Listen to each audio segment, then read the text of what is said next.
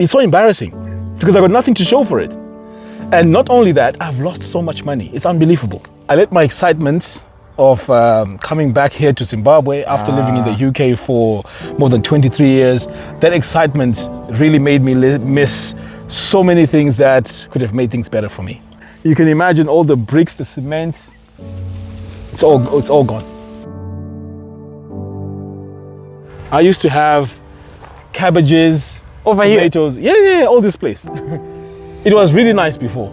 Oh my God. But I just gave up. I got sick of it. You are a perfect example of someone who was really excited to come back, ventured into something and failed. Yes. Why are you not saying, you know what, I'm done with Zimbabwe. I'm actually going to go back to UK and say, UK, I am sorry, I am back. Why? Well, you know what, that's a very, very good question, because you see, for you to be successful in life at anything, you have to experience failure, because failure is part of the journey to success. Who do you blame for the things that has happened to you? Well, I blame myself. Last time, things were amazing here. I had so many vegetables all around here. Wodemaya came to this place. Yes, Wodemaya came to this place. That's amazing. Yes. And when he came, there wasn't a lot of development, but after he left, we had quite a lot going on. We had a lot of vegetables here, butternuts, we had greens, we had a lot of tomatoes there. In fact, let me show you over here. Yeah, let's go. This is the real story, okay? Because you don't want a situation where you are telling people that things are working out, when in actual fact, there are also obstacles, okay? Yeah. So it has to be, you have to be balanced. Maybe I can start by saying, you know, sometimes you have a vision in your head, you have a dream, but it doesn't really end up happening the way you envisioned it. So what's been happening is I made a lot of mistakes, and I'm not afraid to admit it. I made a lot of mistakes. For example, before I came here, I was obviously asking people, okay, what can I do in Zimbabwe that can earn me a bit of money? One thing you'll find is everyone will tell you as if they're experts. I was told the Exactly. I was told the Roadrunner business is the amazing business. So I thought to myself, okay, maybe I can just go into that. So I went into it blindly. In fact, at one point I had so many chickens. It looked like things were working out. But when I sat down and I started going through the figures and everything, I wasn't really making any money. So when you came back from the UK, you started doing business of Roadrunners. Roadrunners. Yo. You know, it takes a lot of guts to come on camera to your audience of thousands of people to admit this, because sometimes, you know, it's embarrassing and sometimes we suffer in silence. But a lot of things can go wrong. Living in the UK, I was used to a certain way of doing things. For example, even like trusting someone to come and fix something for you. Usually, being scammed is the last thing on your mind. But when I came over here now, I had that same spirit that I had over there. I was scammed so many times, it's unbelievable. Now, just on the Roadrunners themselves, obviously I'm not a farmer, right? I'm actually trying to go into the Roadrunner business. I didn't know much about the breeds. Most of my knowledge was on YouTube, right? Can you imagine that I was sold a breed of chickens called Croilers, but these were Sassos. Now, how do I know this? There's no way of me telling. And they look the same, right? But probably that person looked at me and thought, you know what? I can get away with this. So the only way I realized that I had been scammed was when they started dying. A lot of them were dying because when it comes to these chicken breeds, some of them are disease resistant. So they have different qualities over others. So those particular ones started dying. And I was thinking to myself, why are these chickens dying? And then one guy who came to visit my farm, a friend of mine, told me that these are Sassos, you know, you might as well eat them for meat. And bear in mind, I've spent thousands of dollars feeding these chickens, buying the actual breeds, you know, housing them. So it was a very terrible experience. Now you may be thinking, well, maybe that's the only thing. No, there's more crazy stories. You were scammed a lot of times. So many times. I'll give you a very good example. Another example, by the way, I have a well there. Yeah. So I had an agreement with the guy. He was supposed to dig 8 meters. Yeah. Right? So as soon as he dug 4 meters, he said, no, I'm done. You know, I need my full payment and that's it. So this is a local guy, okay, who lives in our vicinity. Because my main spirit, remember I talked about the spirit of wanting to be here in Africa. Yeah. My dream was, I'm part of a community. Exactly. Right? I'm helping the community. They're helping me. And we're all growing together. Do you see what I mean? That's what I had. But when I got on the ground, the people that I was expecting to work with and build a community with are the same people that were really pulling me down.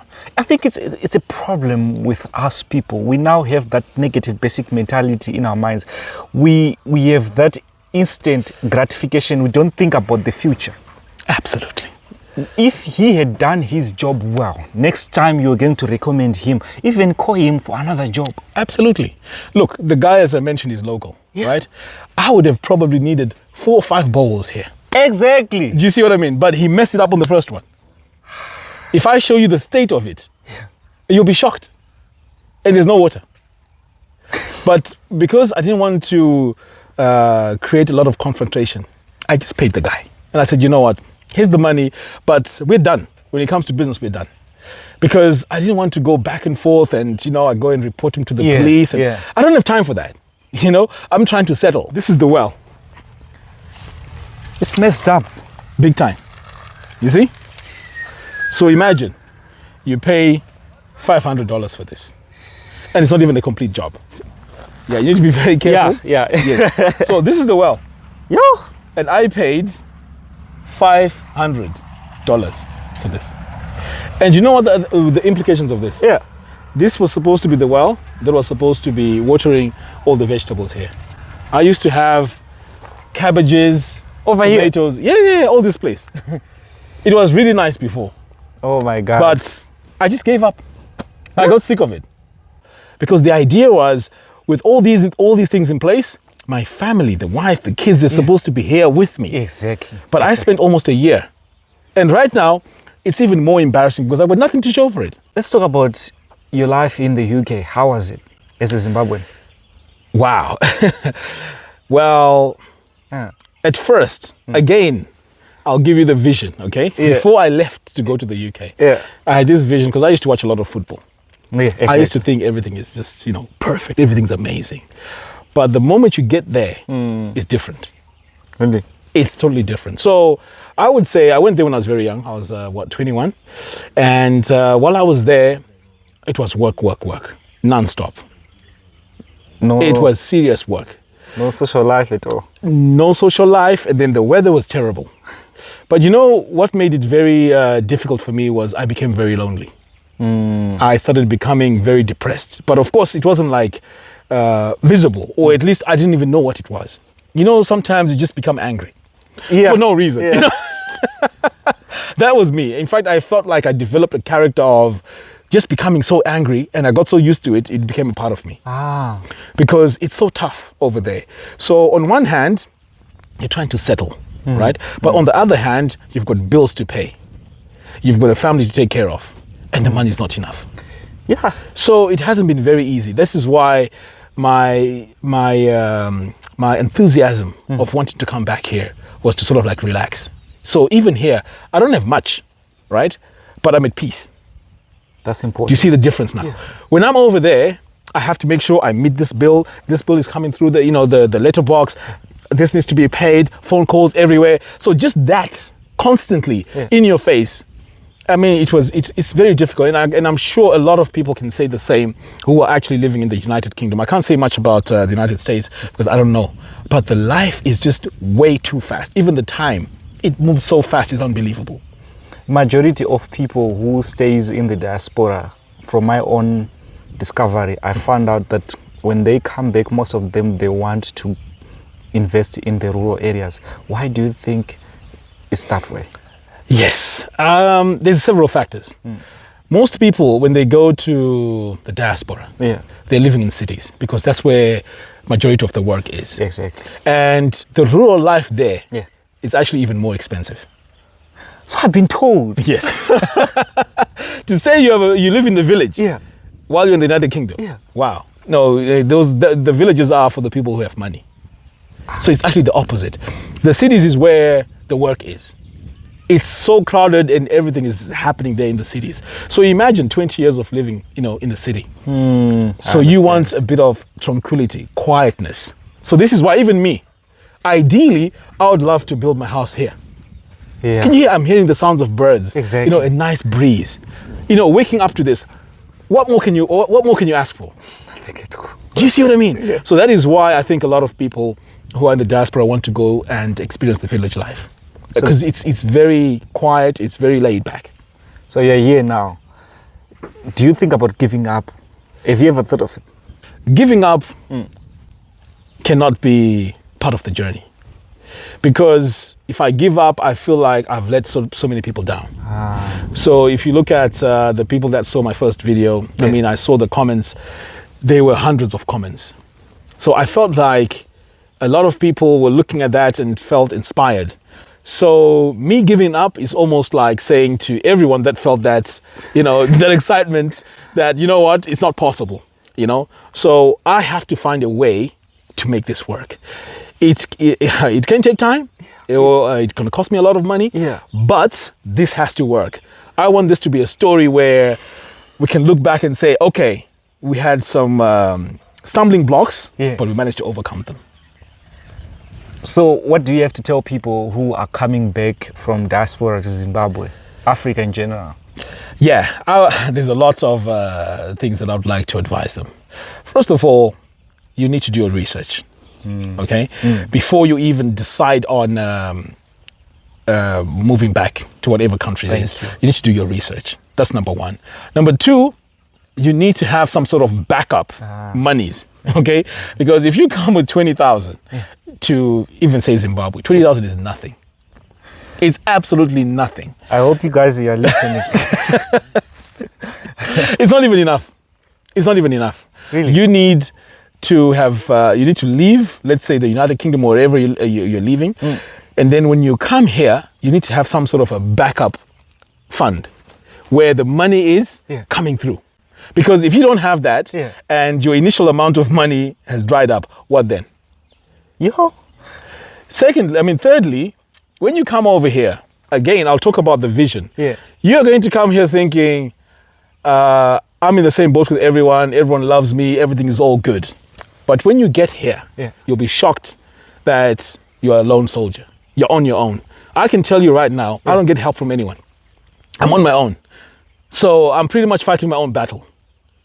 If my money is low, I have to make sure that the money is coming in for me to do whatever I need to do. There's no one you're going to go and say, okay, can you lend me some money month after month? No, you have to sort yourself out. And also, when you come here, don't expect to live with people. It can work for a few months, and it works while you're on holiday. But to make it a permanent thing, it doesn't work. It doesn't work. What kind of businesses should I venture into when I come back from the diaspora? Or even anyone who stays in Zimbabwe right now? Right. That's a very, very good question. So when you come here, don't expect to go in and look for, to get employed. That's one thing. Or in fact, these are my opinions, by the way.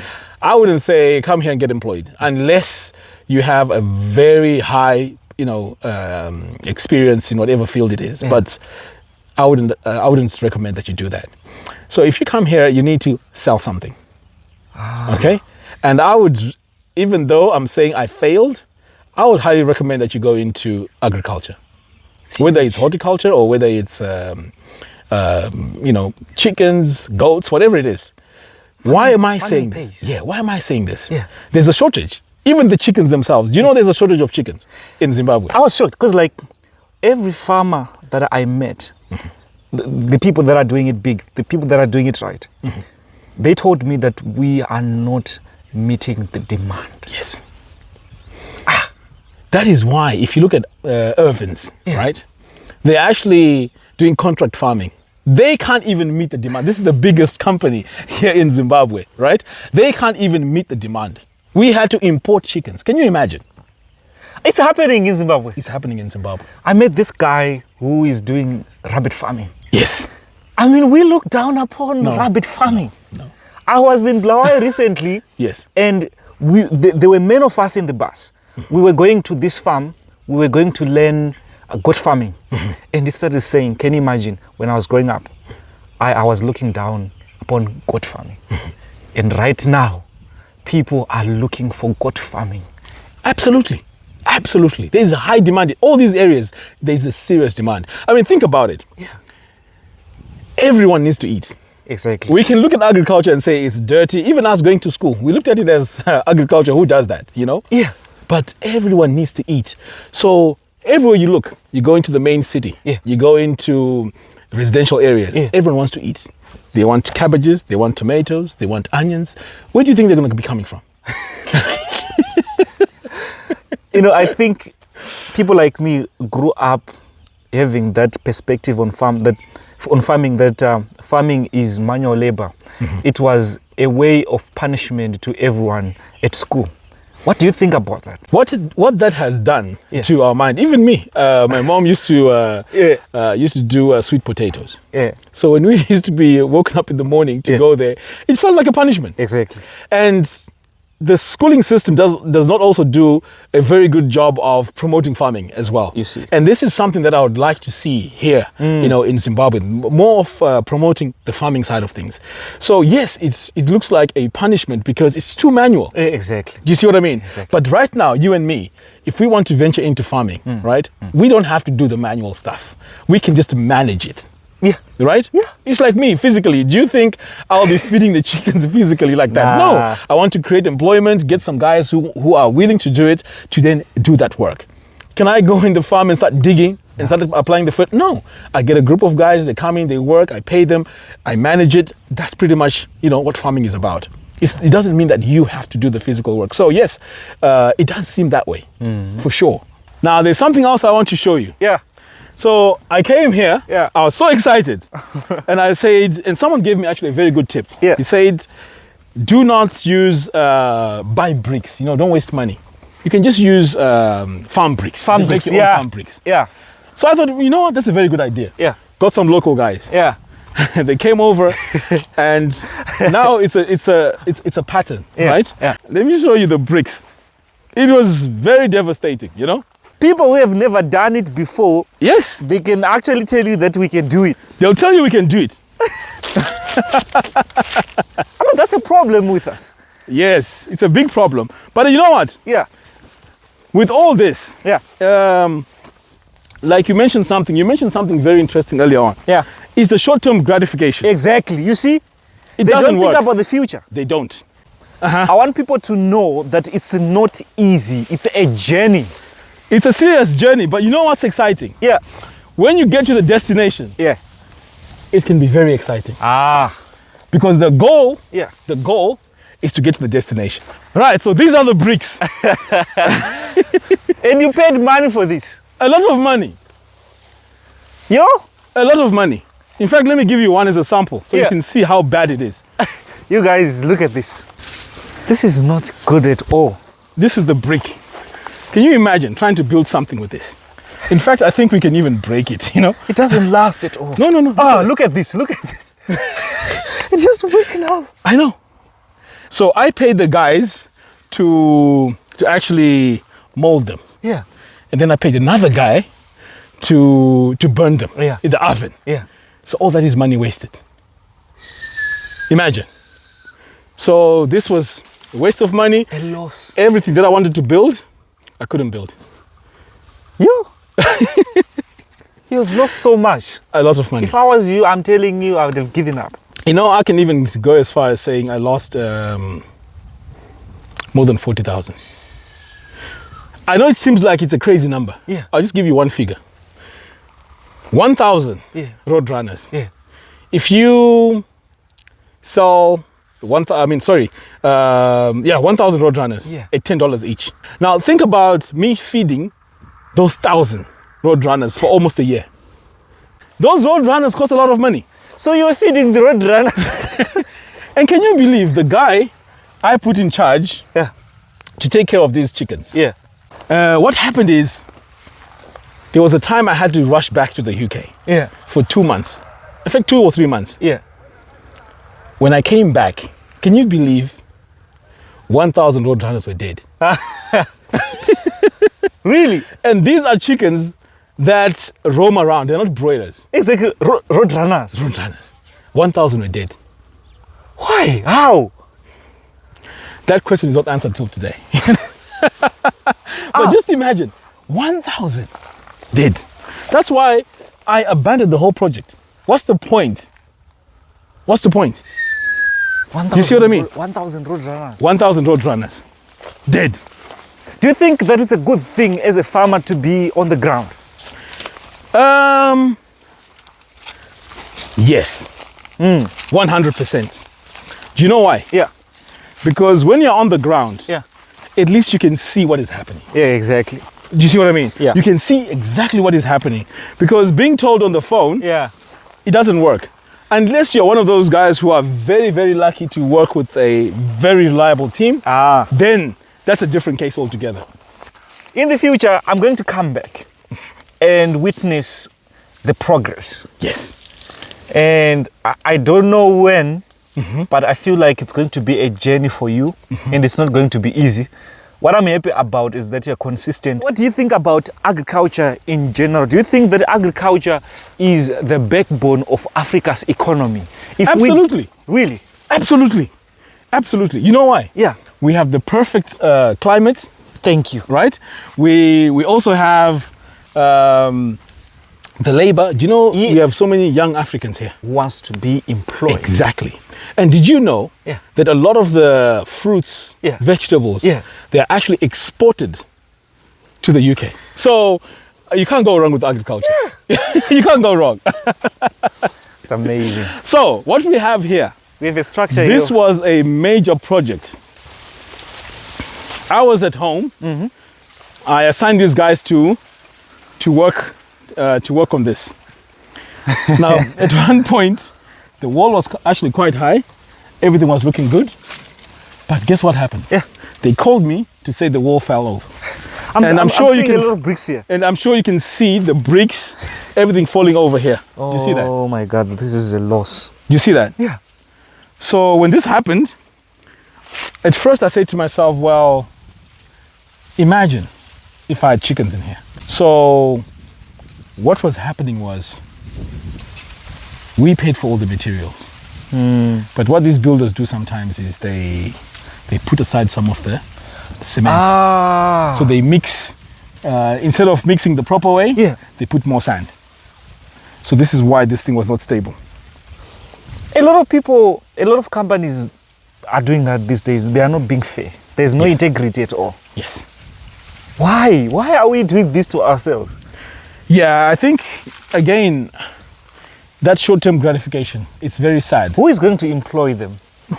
You see, like you said earlier on, there's no structures here.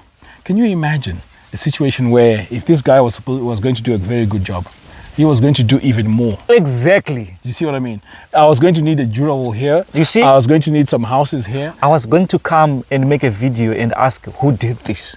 You're going to recommend. People are going to watch. Exactly. We want the person who did. Exactly. Exactly. Who is going to employ them right now? And again, this is a local guy. So can you imagine the relationship now that I'm going to have with the locals? They don't think about that at all. Why? Why are we like this?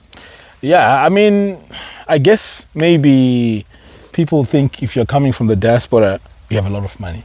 So they want to capitalize as much as they can. Capitalize with integrity so that you maintain good relationship with them. They capitalize with scamming you. Do you see what I mean? And then again, I keep saying this, it's short-term gratification. And it's very sad. It's very, very sad. Where are we going? You can imagine all the bricks, the cement, it's all gone. If it was me, I'm telling you, my brother, if it was me, I would have beaten a lot of people. I would have. We were very unfortunate. I asked the guys here to grow some maize. As you know, there was some drought. Exactly. So exactly. This didn't grow. But again, if my well was functioning, this is something that we could have used to irrigate. I could have done better research. right? It's important. It's very important. I could have employed the right people. I could have done more background checks. But because I was rushing, that excitement, who do I put the blame on? It has to be me. And this is a bold statement, because most people who are not very successful, they blame others. Exactly. Do you see what I mean? They are always pointing fingers. Is that person, is that person, is that person, is that person. Now, throughout this whole video, I was just giving an idea of what was happening to me. But even the wells, right? I could have found someone well recommended to come and do the job. But I just asked around, and this guy said, yeah, I can do it. And I said, oh yeah, come. Go ahead, do it. No recommendation, no background checks, nothing. So that's on me. The chickens. Yes, I was sold a breed of chickens that was not very good. I could have gone with an expert to identify this chicken and say, you know what, this chicken is the proper one. This is amazing. Do you see what I mean? But I missed that step. And this is one of the reasons why I can't give up, because I know what I could have done, and now moving forward, I know where to fix things. So you are recommending people to take it step by step, slowly. Yes. Absolutely. You see, if you want to invest here, you have to take baby steps. Don't come here with 20, 30, 40,000, your whole savings, and just dump it here. No, you have to do everything slowly, bit by bit. See the results, or even let's talk about the chickens themselves. Instead of going for 1,000, right? Because you know what I realized? With 1,000 chickens, these are so many chickens to feed, right? Without the amount of experience, you don't know which ones are sick. Do you understand? But if I'd started with 100, maintain those, learn a lot from the 100, it's easier for me to now say, you know what? Let me double it. Now I'm on 200. What are the challenges when I'm at 200? Oh, right? Stage by stage. Stage by stage. Now I'm at 300. So every stage comes with its own challenges. So sometimes we think, you know what? I want to go big. I want 10,000 chickens. 10,000 chickens is not a joke.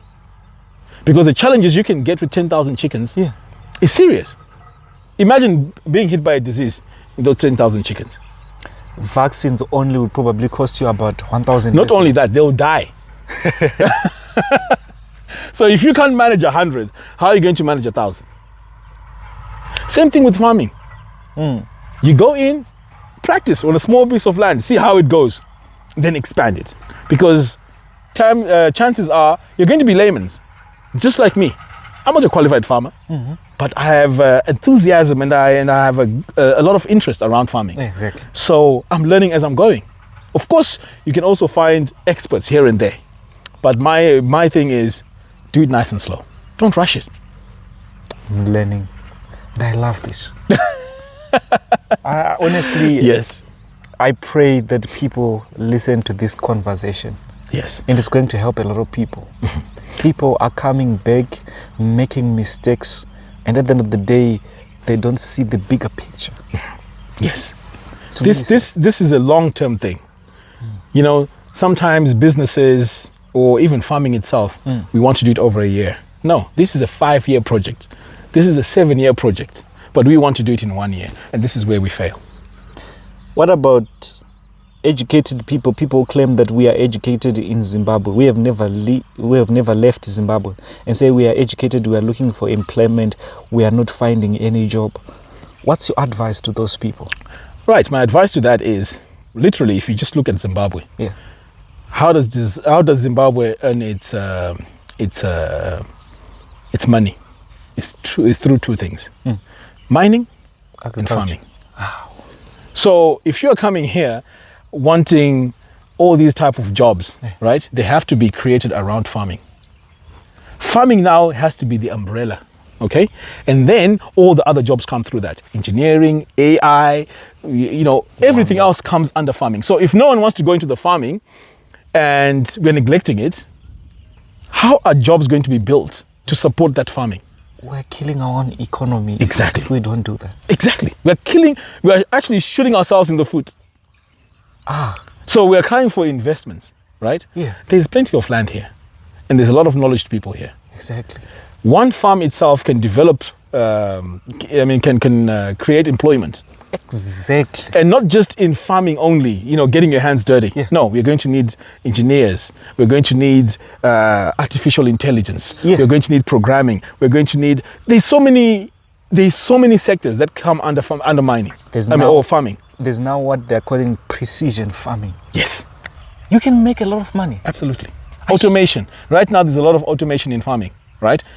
It's engineers that are needed. Where are they? You see what I mean? So these are my opinions anyway. I know everyone has their own way of looking at things, but that's how I see it. Because this country, mining and farming, if you want to try something else, good luck. But those are the two main things that generate a lot of money for Zimbabwe. Honestly, if I'm to tell you, I was happy to see you at ADMA Agriculture Show. I was really happy. And the fun fact, it was my first time hearing about ADMA Agriculture Show. I want to ask you, what did you see? What was the lessons? Goodness. The lessons are endless.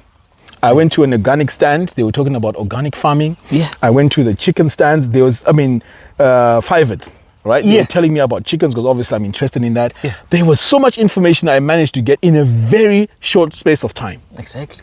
I went to another place where they were talking about exporting your organic vegetables and stuff. So much information. There was this guy.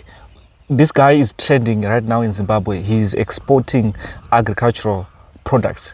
He's like the center, and people are coming in with their products, and he's helping them to export. Wow. It's amazing. Yes. And all this is happening here. Yeah. So my advice is, you know what? You just have to focus on the things that are making the country grow. Exactly. And that's where you need to invest in. So this is why my passion around farming is huge. And there's no way I can give up. But in terms of what's going to happen in the future, that's going to be a mystery. I'll have to call you back again so you can see what's happening. But one thing I'll tell the audience is, I'm not going to give up. This is part of the journey, and there's no way I can give up.